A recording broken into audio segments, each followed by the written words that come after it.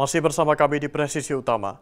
Dalam upaya memastikan kesiapan Polri dalam menghadapi potensi bencana nasional, Kapolri Jenderal Polisi Listio Sigit Prabowo melakukan peninjauan sarana dan prasarana penanggulangan bencana pada apel kesiapan yang digelar di lapangan apel Mako Korps Brimob Polri, Kelapa II Depok, Rabu 5 November 2025.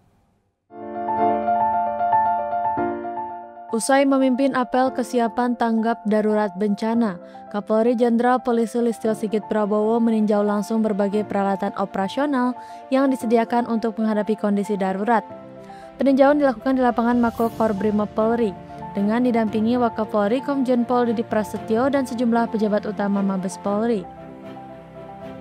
Dalam tinjauannya, Kapolri meninjau satu persatu sarana penanggulangan bencana yang telah dipersiapkan, mulai dari perlengkapan evakuasi darurat, kendaraan taktis, hingga fasilitas penunjang penyelamatan korban.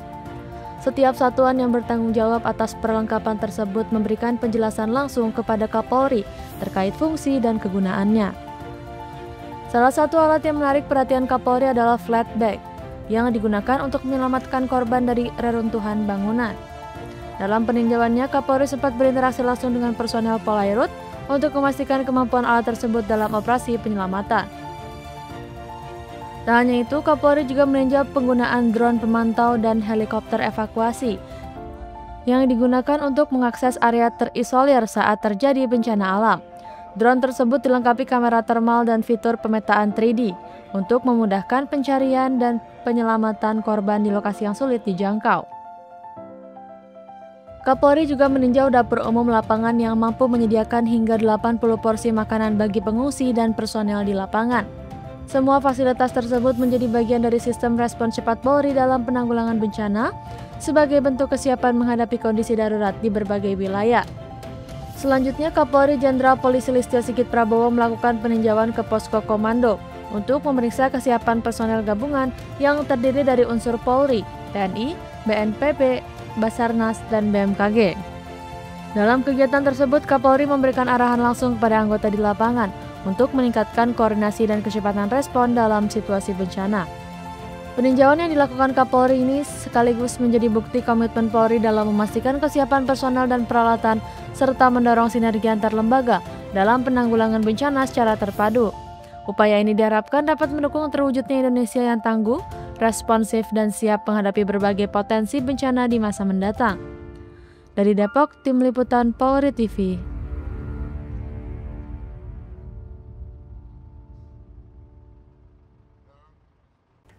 Dalam upaya meningkatkan kapasitas penanganan darurat dan penyelamatan korban di lapangan, tim drone Korps Brimob Polri memperkenalkan berbagai perangkat monitoring modern melalui posko monitoring teknologi tinggi pada apel kesiapan dalam rangka tanggap darurat bencana di lapangan Mako Korps Brimob Polri, Kelapa II Depok.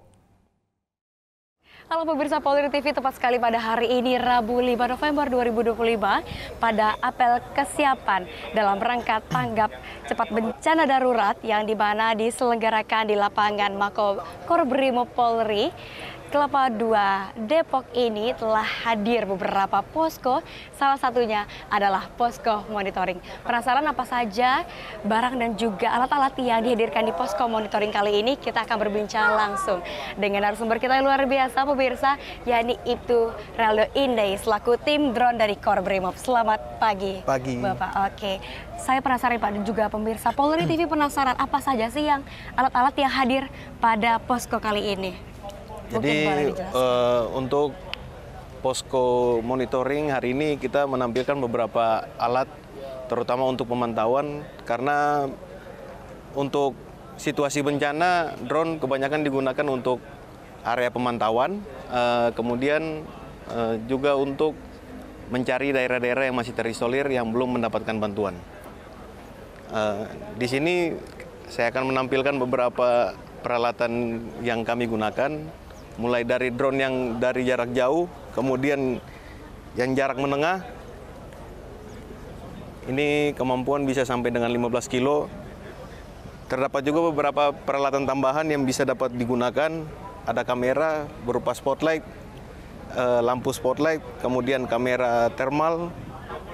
Di sini ada kamera untuk pemetaan 3 dimensi. Ini untuk throwing hook. Throwing hook ini kita bisa gunakan untuk mengangkut berupa barang yang bisa digunakan sampai dengan 5 kilo. Oke. Ini beberapa jenis drone yang kami miliki. Kemudian di sini juga sama, di sini ada public address. Mungkin bisa kita manfaatkan juga drone untuk mengangkut speaker.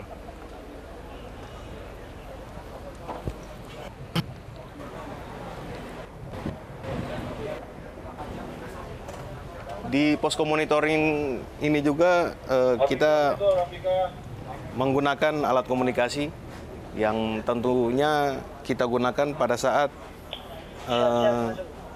pelaksanaan di lapangan untuk fungsi komando dan pengendalian dari posko ke anggota yang sedang bertugas di lapangan. Nah, kemudian ditampilkan juga di layar ada peralatan kamera portable dan juga kamera body cam yang ditampilkan di posko monitoring ini. Demikian, Mbak. Oke, izin Bapak. Berarti kalau misalkan dari posko monitoring sendiri itu akan bekerja sama biasanya dengan divisi apa, Pak?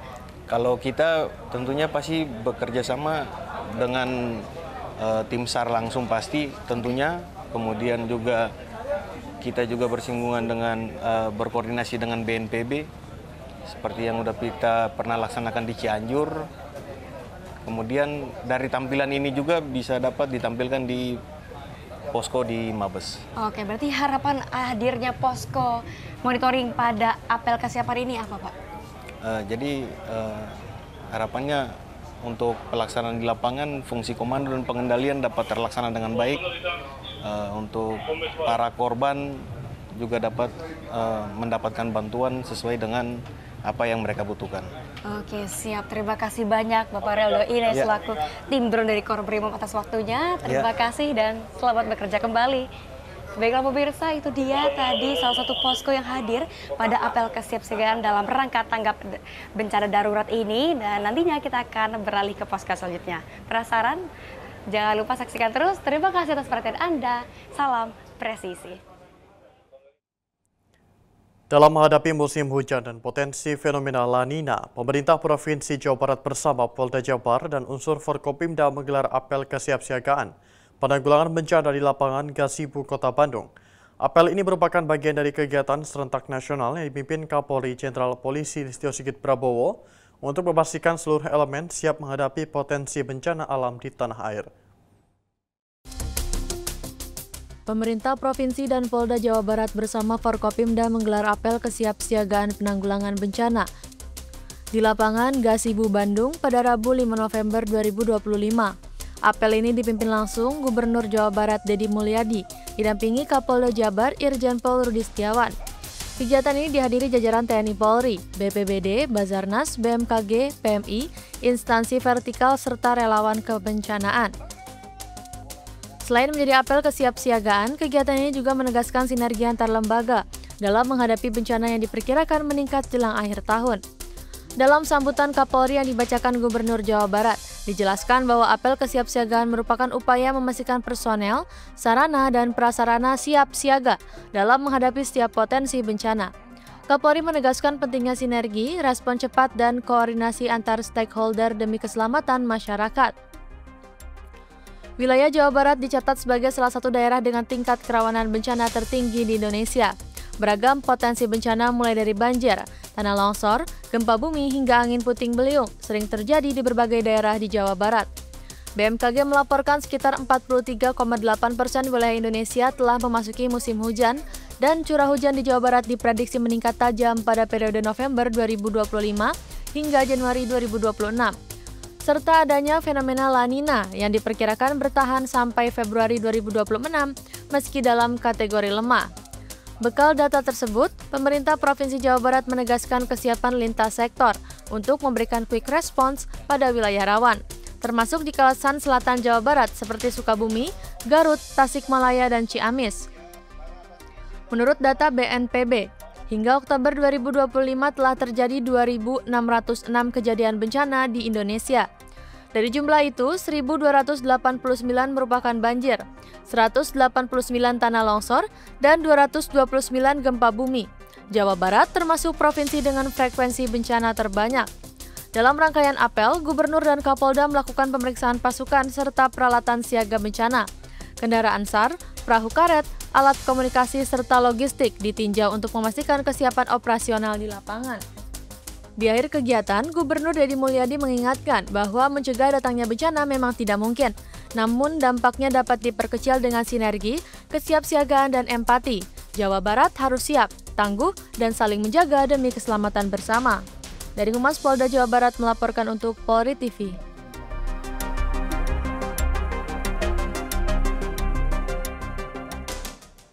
Pemirsa, kami akan segera kembali usai jeda berikut ini.